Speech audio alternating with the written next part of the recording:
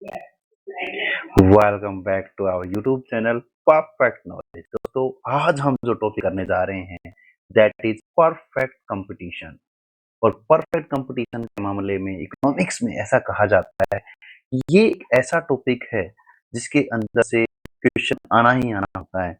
तो चलिए शुरू करते हैं आज की हमारी क्लास CUET 2026 की, जिसके अंदर आप इस बहुत ही विशेष टॉपिक से बहुत ही गहरे जो सेंस है उनको आज जानने वाले हो। ज्यादा टाइम ना लगाते हुए शुरू करते हैं फर्स्ट स्लाइड, जिसमें हमारा क्योट्स होता है। और ये क्योट क्या कह रहा है, देखिए कहता है, इन perfect competition the firm is a price taker not a price maker, the market is the master and the firm is the servant. क्या कहना चाह रहा है कि परफेक्ट कंपटीशन के अंदर फर्म जो होती है वो कीमत स्वीकारक होती है, कीमत निर्माता नहीं होती है। ठीक है, कीमत निर्माता कौन होता है? तो कीमत निर्माता होता है हमारा मार्केट, यानी कि market forces. The market is master and firm is a servant. तो जो फर्म है वो सर्वेंट के रूप में काम करता है। चलिए पहले क्वेश्चन की ओर बढ़ते हैं और रीड करते हैं हमारा पहला क्वेश्चन, जो कि ये रहा आपकी स्क्रीन पर, जो कहता है, which of the following is not a feature of perfect competition. कहता है निम्नलिखित में से कौन सी पूर्ण प्रतियोगिता की विशेषता नहीं है। चलिए ऑप्शन देख लेते हैं। कहता है large number of buyers and sellers, homogeneous product, C कहता है हैवी एक्सपेंडिचर ऑन एडवर्टाइजमेंट, और डी कहता है फ्री एंट्री एंड एग्जिट। ठीक है, तो question number 1, which of the following is not a feature of perfect competition. तो आपको ये ध्यान करना है दोस्तों कि जो परफेक्ट कंपटीशन है, परफेक्ट कंपटीशन है, परफेक्ट कंपटीशन में जो फीचर्स हैं, ठीक है ना, वही उनकी अजम्पशंस भी हैं।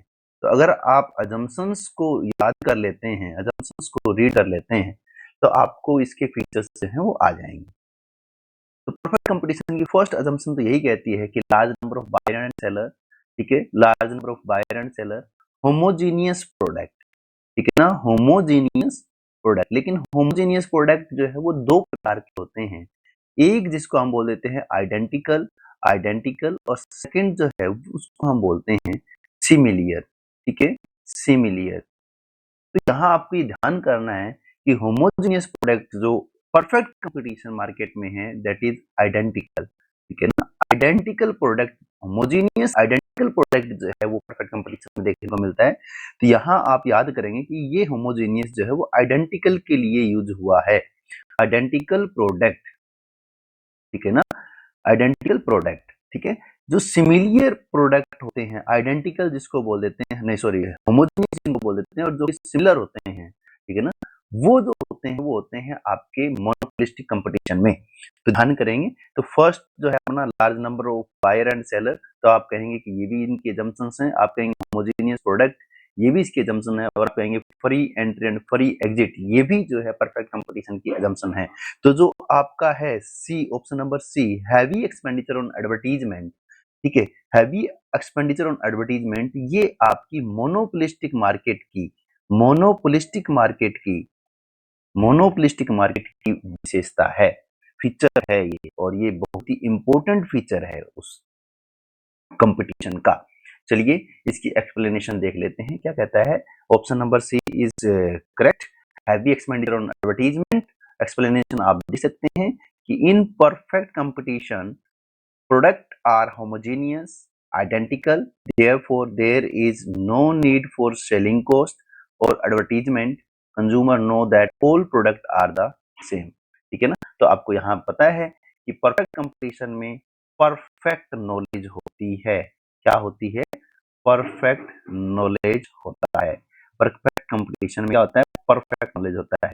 परफेक्ट नॉलेज को लाइक कीजिए, शेयर कीजिए एंड सब्सक्राइब करना ना भूलें। चलिए नेक्स्ट क्वेश्चन पर बात करते हैं।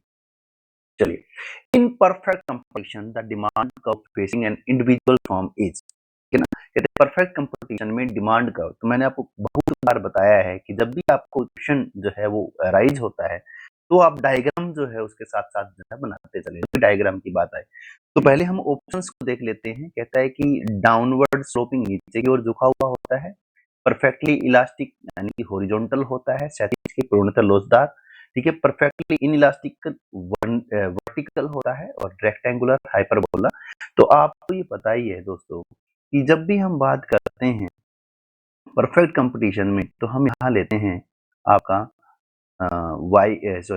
एम आर और ए आर, ठीक है, और यहाँ आप लेते हैं क्वांटिटी, ठीक है। तो आप यहाँ ड्रॉ करते हैं कि A R is equal to M R is equal to D D, ठीक है ना, क्योंकि ए आर ई जो है वो क्या होता है, डी डी होता है, ठीक है। ए आर ई प्राइस होता है और A R E D D होता है। इसलिए आप ये ध्यान करेंगे कि परफेक्ट कंपटीशन में जो होता है वो ओ एक्स के पैरेलल होता है ना, और ओ एक्स के पैरेलल को हम बोलते हैं परफेक्टली इलास्टिक। तो option number B is right answer कि परफेक्ट कंपटीशन के अंदर हमारा जो डिमांड वक्र होता है, जो मांग वक्र होता है, वो पूर्णतः लोचदार और क्षैतिज पाया जाता है। आंसर आप देख सकते हैं, ठीक है ना। ये आपका आप आंसर देख सकते हैं कि परफेक्टली इलास्टिक पाया जाता है, और क्यों पाया जाता है आप इसकी जो है एक्सप्लेनेशन नीचे यहाँ पर रीड आउट कर सकते हैं। चलिए नेक्स्ट क्वेश्चन की ओर बढ़ते हैं, और ये इम्पोर्टेंट होने वाला है। ये टॉपिक बड़ा इम्पोर्टेंट है, इसको आप स्किप ना करें और ये वीडियो पूरी देखें।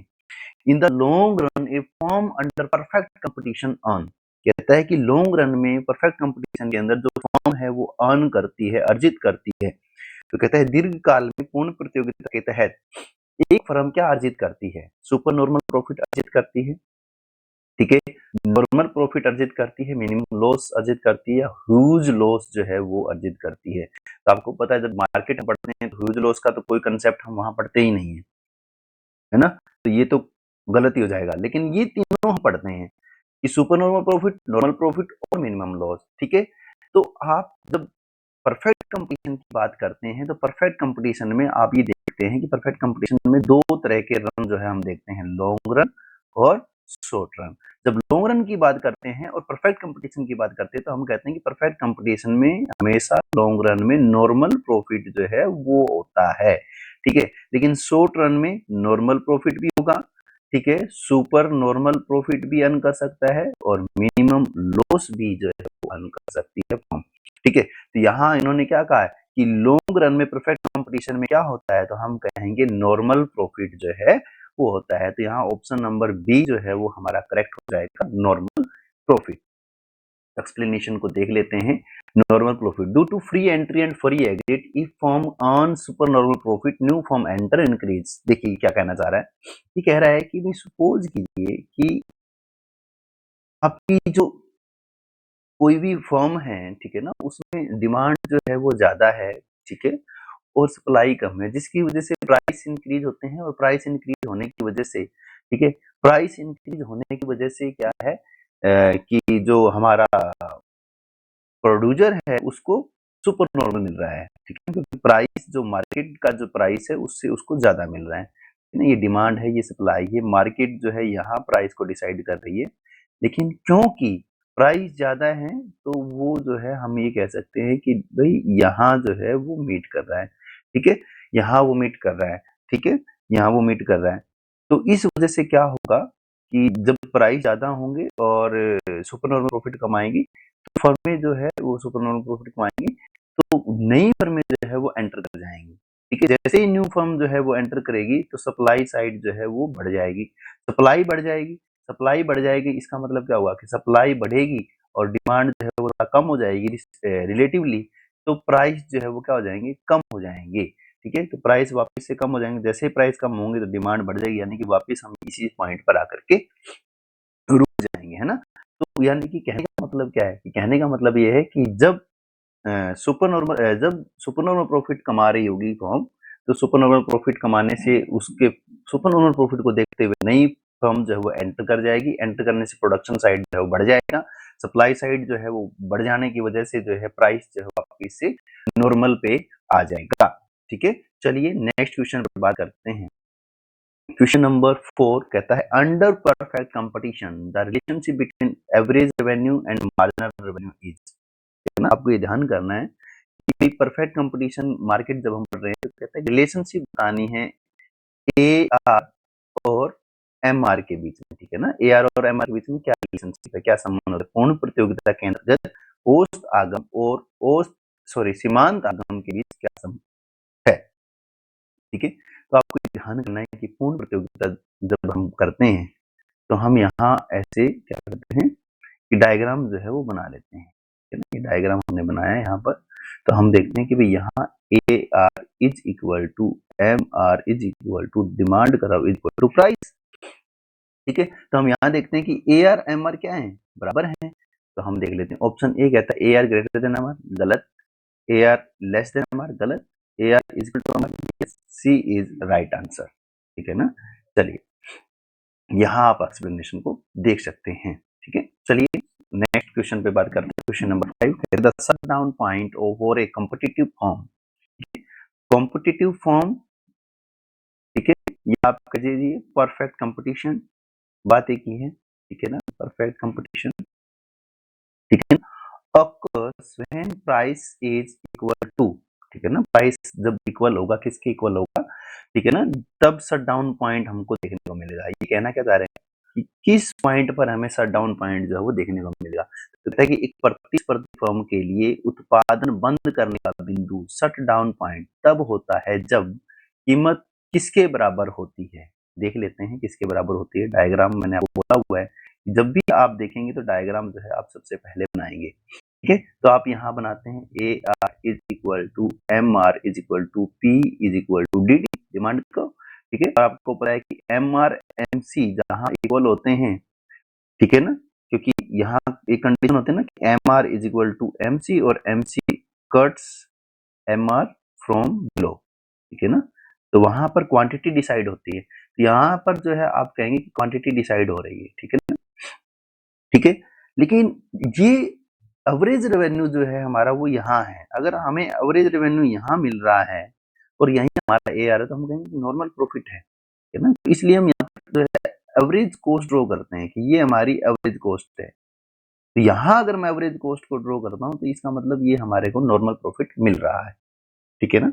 नॉर्मल प्रॉफिट मिल रहा है, ठीक है। और अगर हमारे को नॉर्मल प्रॉफिट नहीं मिल रहा है, सपोज कर लेते हैं, ठीक है ना, कि सपोज करते हैं कि हमारे को एवरेज प्रॉफिट जो है वो नहीं मिल रहा है, तो हमें एवरेज नॉर्मल प्रॉफिट नहीं मिल रहा है, हमारे को लॉस हो रहा है। तो हमारे को लॉस कहाँ तक होगा, जहाँ तक हमारे को एवरेज वेरिएबल कॉस्ट मिलती रहेगी वहां तक, ठीक है ना। यानी कि हम किसको बियर कर सकते हैं, जो टोटल फिक्स कॉस्ट है उसको बियर कर सकते हैं।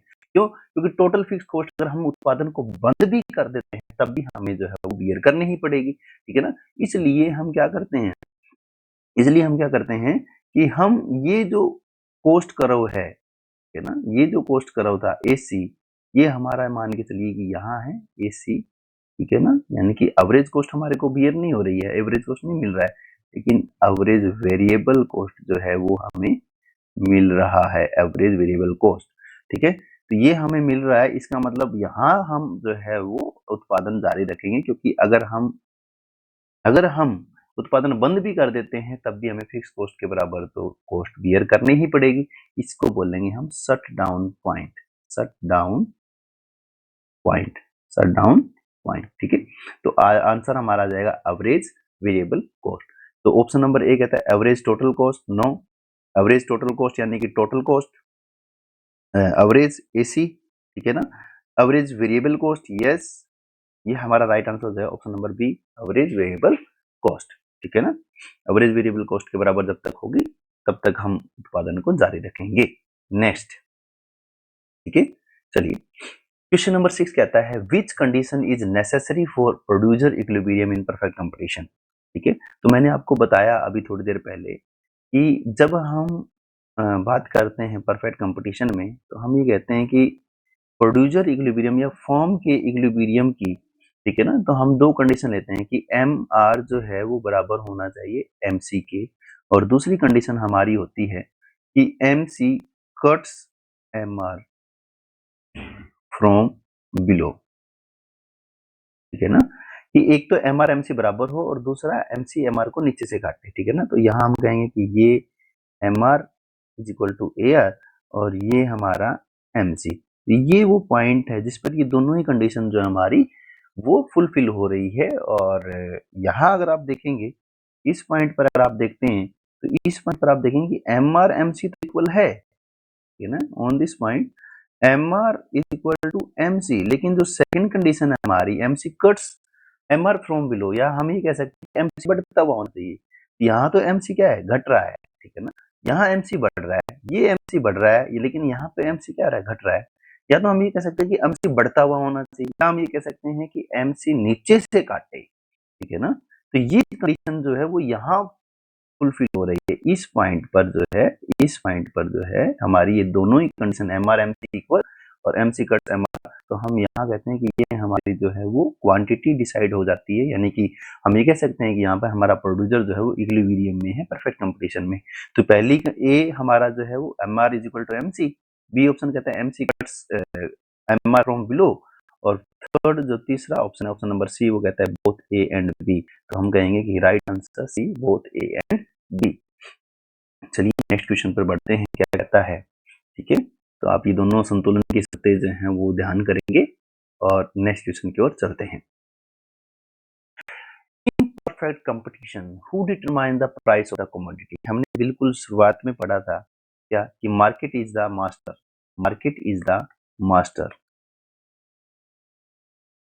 है ना, मार्केट मास्टर है, यानी कि मार्केट फोर्सेस, मार्केट फोर्सेस, और मार्केट फोर्सेस किसको कहते हैं, डिमांड एंड सप्लाई को, ध्यान कर लेना, डिमांड एंड सप्लाई, कहीं कहीं जो है वो डिमांड और सप्लाई गिवन होगा, है ना। तो आप ध्यान करना कि demand and supply, market forces जो है वो प्राइस को डिटरमाइन करता है, वो प्राइस को निर्धारित करता है, कहाँ, परफेक्ट कंपटीशन मार्केट में, ठीक है। तो हम देखते हैं द इंडिविजुअल फर्म, हम कहेंगे नहीं, ठीक है ना, द गवर्नमेंट हम कहेंगे नहीं, हम कहेंगे द इंडस्ट्री, और साथ में इन्होंने क्या लिखा है, देखो the market forces, yes, C is right answer, ठीक है ना, द कंज्यूमर एसोसिएशन नहीं, ठीक है। तो आप ये ध्यान करेंगे ऑप्शन नंबर सी जो है थर्ड हमारा वो राइट हो जाता है, market forces, demand and supply, the industry जो है वो किसी कमोडिटी के प्राइस तय करती है। यहाँ आप एक्सप्लेनेशन देख सकते हैं, चलिए, ठीक है। Who is the shape, what is the shape of the total revenue TR curve in perfect competition. तो आपको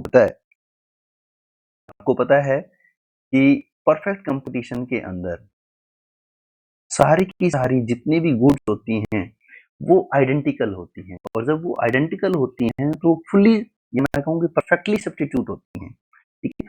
मैं ये कहूँगा कि भाई एक वस्तु अगर मैं ये ले रहा हूँ और एक वस्तु सपोज करो कि मैं दो वस्तु ये ले रहा हूँ और एक वस्तु मैं ये ले रहा हूँ, ठीक है, तो मैं ये कहूँगा कि भाई अगर मैं इसकी एक वस्तु को त्यागता हूँ तो मेरे को इसकी एक वस्तु मिल जाएगी, क्योंकि परफेक्टली सब्स्टिट्यूट है, यानी कि जितना मैं इसका छोड़ूंगा उतना मेरे को यहाँ मिल जाएगा, या मैं कहूँ कि जितना मैं यहाँ छोड़ूंगा उतना मेरे को यहाँ मिल जाएगा, क्योंकि परफेक्टली सब्स्टिट्यूट है, यानी कि मैं x को छोड़ के y को उतना ही ले पाऊँ जितना मैं x को छोड़ रहा हूँ, ठीक है। तो कहने का मतलब क्या हुआ कि परफेक्ट सब्स्टिट्यूट में जो लाइन आपको पता है टीआर का मतलब जो ग्रोथ करेगा, टोटल रेवेन्यू, है ना, लेकिन वो सब्स्टिट्यूट गुड्स है, लेकिन सब्स्टिट्यूट कौन सी है, परफेक्ट सब्स्टिट्यूट है, और जब परफेक्ट सब्स्टिट्यूट होता है तो आप ये कहेंगे कि भाई ओरिजिन से स्ट्रेट टीआर बनेगा, स्ट्रेट लाइन टीआर, ठीक है ना। तो आप इन्वर्टेड यू शेप गलत है, straight line through origin, yes, B is right answer, C horizontal नहीं बनेगा, वर्टिकल नहीं बनेगा, ठीक है ना। तो बी जो है आपका राइट आंसर बन जाता है। चलिए, ठीक है, यहाँ आप इसकी एक्सप्लेनेशन देख सकते हैं। चलिए शुरू करते हैं, नेक्स्ट क्वेश्चन नंबर 9 पे पढ़ देते हैं, बड़ा ही इंपॉर्टेंट होने वाला है, पूरा वीडियो ध्यान से देखना।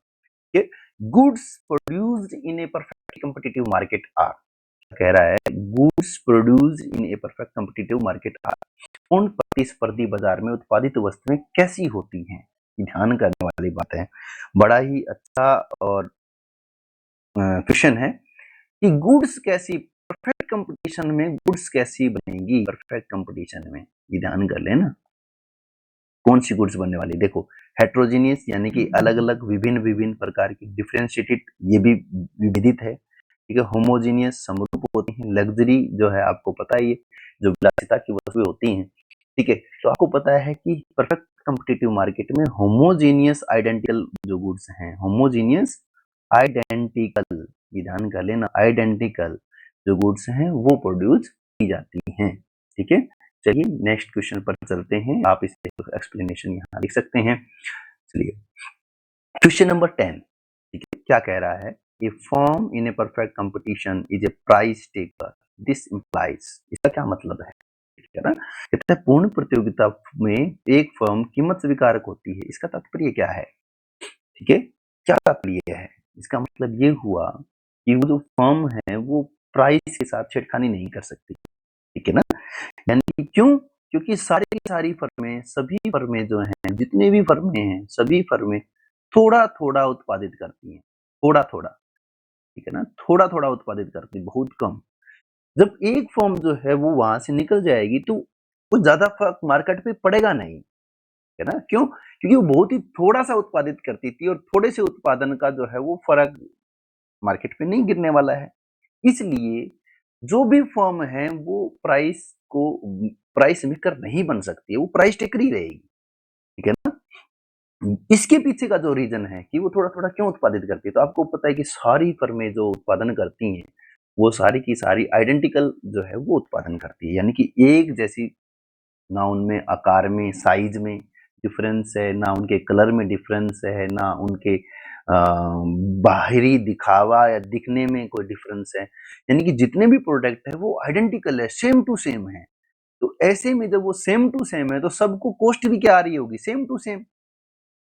सिंपल सी बात है कि भई मैं इस प्रोडक्ट को अगर ₹4 में बना रहा हूँ, तो दूसरी फर्म भी ₹4 में बना रही है, तीसरी भी 4 में बना रही है, चौथी भी 4 में बना रही है, 5वीं भी 4 में बना रही है। सो उन हज़ारों फर्में जो है इस पेन को ₹4 में बना रही है, ठीक है ना? यानी कि सारी फर्में ₹4 में बना रही हैं और सारी फर्में एक जैसा बना रही हैं, इसमें कोई ब्रांडिंग नहीं है, पे कोई ब्रांडिंग नहीं है। तो इस पे कोई ब्रांडिंग नहीं है, इसका मतलब ये हुआ कि कोई भी फर्म का मार्केट पे होल्ड नहीं है। कोई भी मार्केट में होल्ड नहीं है, तो यानी कि जो कीमत है वो आपको पता ही है कि परफेक्ट कंपटीशन में कॉस्ट पर आ जाती है। तो कॉस्ट के ऊपर इसकी कीमत है और कॉस्ट पे इसकी कीमत जब तय हो गई है, ठीक है ना? तो एक फर्म अगर निकल कर के जाएगी भी, क्योंकि उसका तो मार्केट पे, क्योंकि जब वो सारी बना रही हैं और एक 1000 फर्में बना रही हैं, तो 1000 फर्मों का जो आउटपुट है वो बिल्कुल एग्ज़ैक्ट है। एग्ज़ैक्ट होने का मतलब मैं क्या बता रहा हूँ कि ए फर्म अगर 10 पेंसिल बना रही है, बी भी 10 ही बना रही है, सी भी 10 ही बना रही है, डी भी 10 ही बना रही है। क्यों? क्योंकि इससे ज़्यादा जब वो बनाएगी, तो उनकी कॉस्ट बढ़ जाएगी और वो क्या कर रहे हैं? मिनिमम कॉस्ट पे काम कर रहे हैं। जब मिनिमम कॉस्ट पे काम कर रहे हैं, तो इस पेंसिल की जो मिनिमम कॉस्ट है, हो सकती है कि भई 100 पेंसिल अगर मैं बना रहा हूँ, तो वहाँ जाकर के मिनिमम पर आए, इसका मिनिमम पॉइंट आए। तो अगर मैं 100 इस पेंसिल को 100 बनाता हूँ, तो मेरी अगर एवरेज कॉस्ट जो है वो मिनिमम पे आएगी, तो बी फर्म के लिए भी तो वो उतने पे आएगी ना, सी फर्म के लिए भी 100 पे आएगी, डी फर्म के लिए भी 100 पे आएगी। यानी कि 100 और सारी फर्मों की जो एवरेज कॉस्ट है वो कितने पे आकर रुक जानी है? 100 पे। ये वो जो फर्में हैं वो एवरेज कॉस्ट के मिनिमम पॉइंट पर प्रोडक्शन करेगी।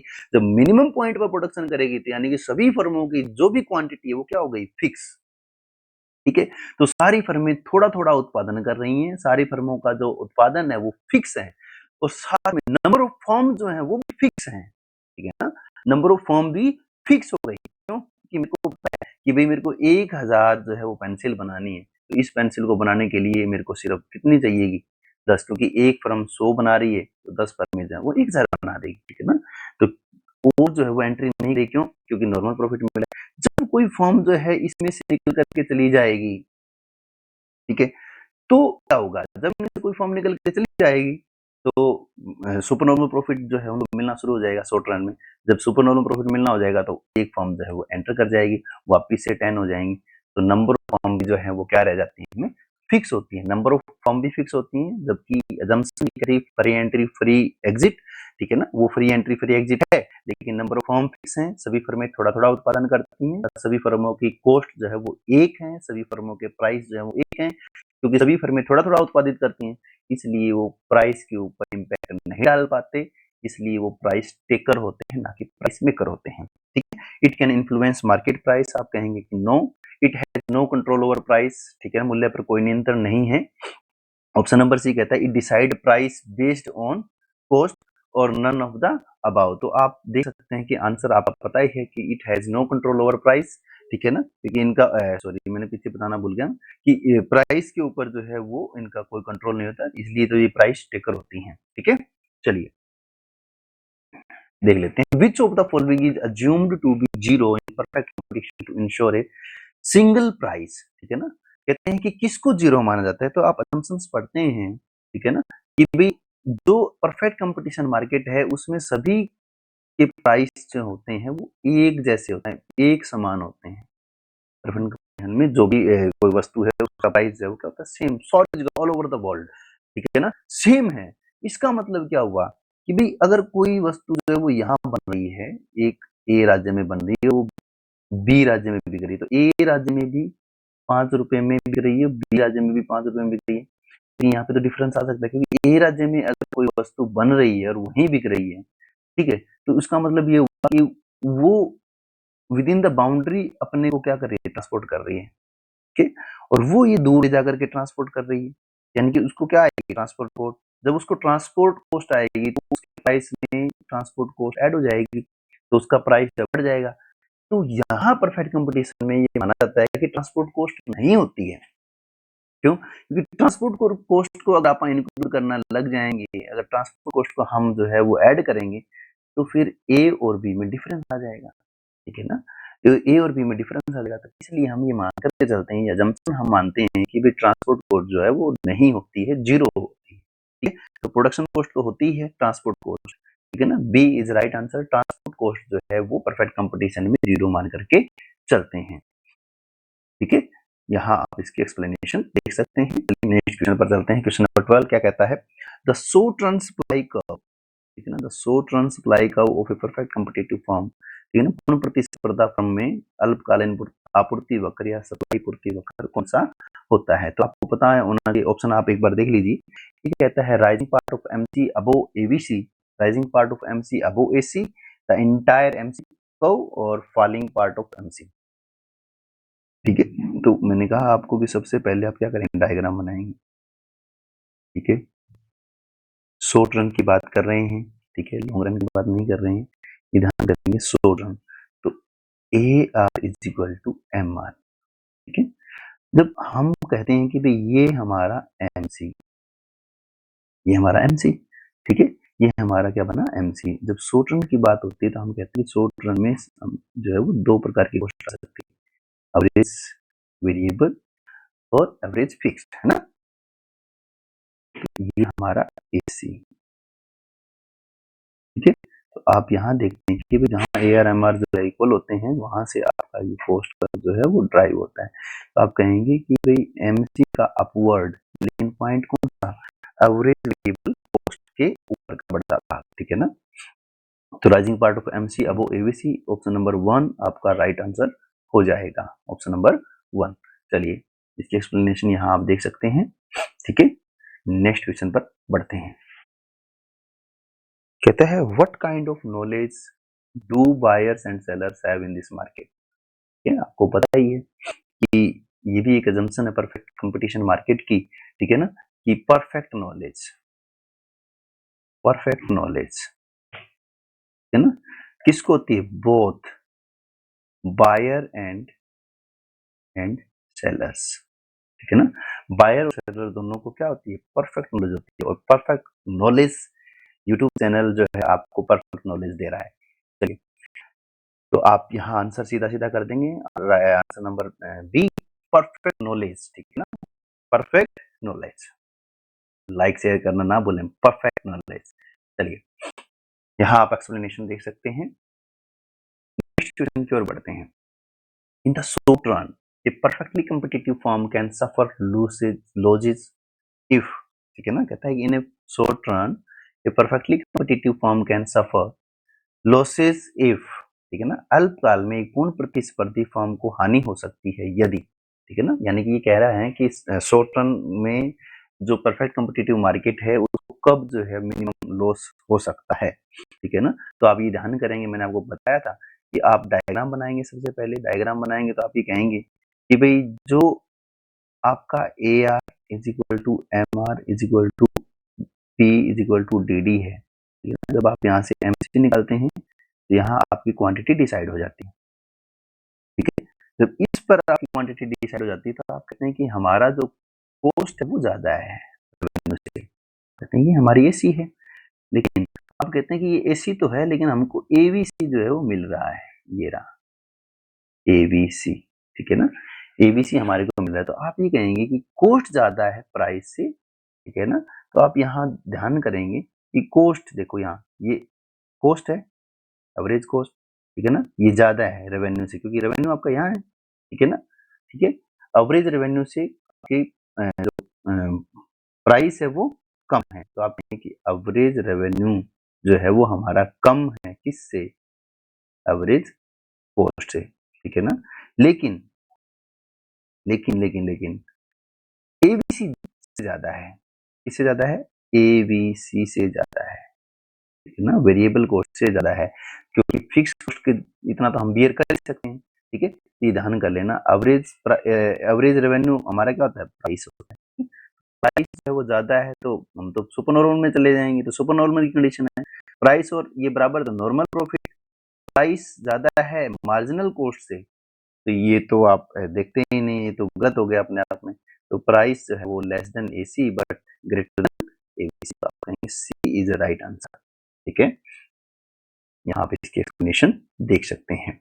चलिए नेक्स्ट क्वेश्चन पे बात करते हैं। बड़ा ही इंपॉर्टेंट और बहुत ही अच्छा वीडियो ये होने जाने वाला है, ठीक है? इसको पूरा लास्ट तक देखना। The cross elasticity of demand for product in perfect competition is, the cross elasticity of demand for product, cross elasticity का मतलब है कि प्राइस किसी गुड चेंज हुए, क्वांटिटी के ऊपर किसी के ऊपर इफेक्ट पड़ा, ठीक है ना? वो कम और ज्यादा कुछ भी हो सकता है, वो डिपेंड करता है। यानी कि एक वस्तु के तो प्राइस में चेंज हुआ और दूसरे वस्तु की क्वांटिटी पर फर्क पड़ा, ठीक है ना? तो आप ये ध्यान करेंगे कि भी जब आप ये करते हैं क्रॉस इलास्टिसिटी ऑफ डिमांड, ठीक है ना? तो क्रॉस इलास्टिसिटी ऑफ डिमांड का मतलब है आप यहाँ देखेंगे, ठीक है, सब्स्टिट्यूट गुड्स और आपकी कॉम्प्लीमेंट्री गुड्स, दो प्रकार की गुड्स होती हैं, ठीक है? सब्स्टिट्यूट गुड्स, तो आप देखेंगे भी चाय के अगर प्राइस में चेंज होता है, ठीक है, बढ़ता है, तो कॉफी की जो डिमांड है वो बढ़ जाएगी, कॉफी की डिमांड बढ़ जाएगी। तो यहाँ आप देखेंगे प्राइस तो चाय का चेंज हुआ, डिमांड कॉफी की बढ़ी, तो इसको हम बोलते हैं क्या? Cross elasticity of elasticity of demand, ठीक है ना? Cross elasticity of demand. या हम ये कहें कि भाई सुई के प्राइस बढ़े, ठीक है, सुई के प्राइस बढ़े और धागा की डिमांड कम हो गई, धागा की डिमांड कम हो गई। सुई के प्राइस बढ़ने से धागे की डिमांड क्या हो गई? कम हो गई। तो ये भी आपकी क्या है? Cross elasticity of demand. यानी कि आप ये कह सकते हैं कि क्रॉस इलास्टिसिटी ऑफ डिमांड जो है उसका मतलब होता है कि एक वस्तु की जो कीमत है उसमें बदलाव से दूसरे वस्तु में। तो राइट आंसर आपको पता है C इनफिनाइट हो जाएगी। यहाँ से आप एक्सप्लेनेशन देख सकते हैं। चलिए, break even point is achieved when, ठीक है ना? ब्रेक इवन पॉइंट जो है वो कब प्राप्त होता है, ये ध्यान करना, सम विच्छेद बिंदु, ठीक है ना? ब्रेक इवन पॉइंट, तो आप ये देखते हैं कि जहां पर ब्रेक इवन पॉइंट की बात हम करते हैं, ठीक है ना? ब्रेक इवन पॉइंट की जब हम बात करते हैं, ब्रेक इवन पॉइंट की जब हम, ठीक है ना, ब्रेक इवन पॉइंट की बात जब हम करते हैं तो हम ये कहते हैं कि आपको पता ही है कि कहाँ होता है? जहां पर नॉर्मल प्रॉफिट होता है ना? ब्रेक इवन पॉइंट का मतलब क्या है? जहां पर नॉर्मल प्रॉफिट हो कहाँ होगा? जहां पर आप देखते हैं कि MR is equal to AR is equal to P, और आप यहाँ कहते हैं कि भाई ये हमारा MC, यहाँ आप कहते हैं कि ये हमारा AC जो इस पॉइंट पर कट कर रहा है, ठीक है ना? तो इस पॉइंट पर आपको क्या मिल रहे हैं? नॉर्मल प्रॉफिट है ना, नॉर्मल प्रॉफिट। और इस पर जब आपको नॉर्मल प्रॉफिट मिल रहा है तो इसका मतलब क्या हुआ कि आपका जो टोटल रेवेन्यू है वो टोटल कॉस्ट के बराबर है, ठीक है? टोटल रेवेन्यू जो है वो टोटल कॉस्ट के बराबर, तो बी आपका जो है वो राइट आंसर हो जाएगा। देख लीजिए नेक्स्ट, यहाँ पर आप इसका करेक्ट आंसर भी देख सकते हैं, ठीक है ना? B is right answer, TR is equal to TC। चलिए नेक्स्ट क्वेश्चन पे बात करते हैं। क्वेश्चन नंबर 17 कहता है which of the following is an example closest to perfect competition, निम्नलिखित में से कौन सा उदाहरणपूर्ण प्रतियोगिता के सबसे करीब है? वैसे तो संसार में परफेक्ट कंपटीशन का कोई ऐसा एग्जांपल है नहीं ना, लेकिन यहाँ इन्होंने देखो कहा है कि सबसे करीब एग्जांपल जो है वो आप देखना, ऑटोमोबाइल इंडस्ट्री, तो आप देखेंगे कि नहीं, ऑटोमोबाइल इंडस्ट्री जो है वो उसमें इतने ज्यादा कंपटीशन है, प्रोडक्ट का डिफरेंशिएशन है, तो वो इसका एग्जांपल नहीं हो सकता क्योंकि इसमें तो आइडेंटिकल प्रोडक्ट चाहिए ना, ठीक है? तो आप कहेंगे एग्रीकल्चर मार्केट, यस क्योंकि एग्रीकल्चर मार्केट में आप ये देखते हैं कि गेहूं सारे किसानों की एक जैसी गेहूं है ना, उसमें कोई डिफरेंस नहीं है, ज्यादा कुछ देखने को नहीं मिलता डिफरेंस। ठीक है, तो आप यहाँ से कह सकते हैं कि ऑप्शन नंबर बी जो है हमारा वो राइट आंसर हो जाएगा। ठीक है, एग्रीकल्चर मार्केट जो है वो हमारे सबसे करीब है प्रतियोगिता के उदाहरण के। ठीक है, यहाँ आप इसकी एक्सप्लेनेशन देख सकते हैं। क्वेश्चन नंबर 18 क्या कहता है, कह रहा है कि if the demand curve is perfectly elastic, ठीक है ना, perfectly elastic demand curve, demand curve का मतलब आप यहाँ ध्यान करेंगे AR is equal to MR is equal to DD, ठीक है ना। डिमांड कर्व क्या है, परफेक्टली इलास्टिक, ये वाला, ये रहा। ठीक है, कहता है कि marginal revenue will be MR, MR क्या होगा, इक्वल टू AR ही होगा, ये यहाँ लिख दिया मैंने, देखो MR is equal to AR is equal to DD। ठीक है, आप कहेंगे option number C equal to AR, MR AR DD एक ही बात है। ठीक है, चलिए क्वेश्चन नंबर 19 क्या कहता है, what happens to equilibrium, what happens to equilibrium price if market demand increase while supply remain constant. ठीक है ना, अब ध्यान कीजिए, what happen to equilibrium price if market demand, तो आप यहाँ बनाएंगे कि ये हमारा डायग्राम, ये हमारा डिमांड और ये हमारी सप्लाई है ना। कहते हैं आपूर्ति जो है market demand increase while supply remain constant. ठीक है, तो ये हमारी सप्लाई, ठीक है, तो ये सप्लाई है और ये सप्लाई हमारी यहाँ से कांस्टेंट है ये वाली। ठीक है, और डिमांड जो है हमारी ये बढ़ जाएगी यहाँ से ऐसे, ये डिमांड D1 और D1 क्योंकि यहाँ से बढ़ गई। ठीक है, तो आप कहेंगे कि पहले इक्विलिब्रियम प्राइस जो था वो ये था P0, अब इक्विलिब्रियम प्राइस जो है क्या हो गया हमारा P1, यानी कि ये भी बढ़ गया, तो प्राइस जो है वो हमारा इंक्रीज हो जाएगा। ठीक है, price decrease not, price increase yes, option number B हमारा राइट आंसर हो जाएगा कि प्राइस इंक्रीज हो जाएगा। ठीक है ना, क्वांटिटी सेम रहेगी, ये ध्यान कर लेना, यहाँ आप देख रहे हैं कि क्वांटिटी जो है वो सेम है। ठीक है, क्वांटिटी सेम रहेगी। ठीक है, आप यहाँ से देख सकते हैं, इसका एक्सप्लेनेशन भी यहाँ दिया गया है, when demand shift to the right increase and supply is unchanged, there is excess demand at the old price pushing the equilibrium price upward.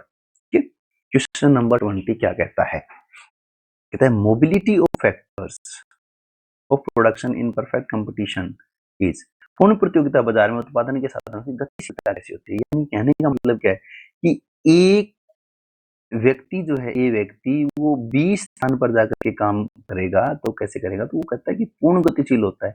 जैसे वो कोई व्यक्ति यहाँ से ए में जाकर के ए स्थान पर जाकर के काम कर रहा है, यानी कि ए का व्यक्ति जहाँ ए में जाकर के काम कर रहा है वही व्यक्ति यहाँ से बी में काम करने जाएगा, उतना ही गतिशील है, यानी कि वो इजिली पूरे विश्व में या पूरे देश में जो है वो फ्रीली आ जा सकता है ना, बहुत जल्दी आ जा सकता है, ताकि वो जो है आप अपना काम जो है वो अच्छे से कर सके। ठीक है ना, तो वो पूर्ण गतिशील होता है, परफेक्ट मोबिलिटी जो है वो पाई जाती है।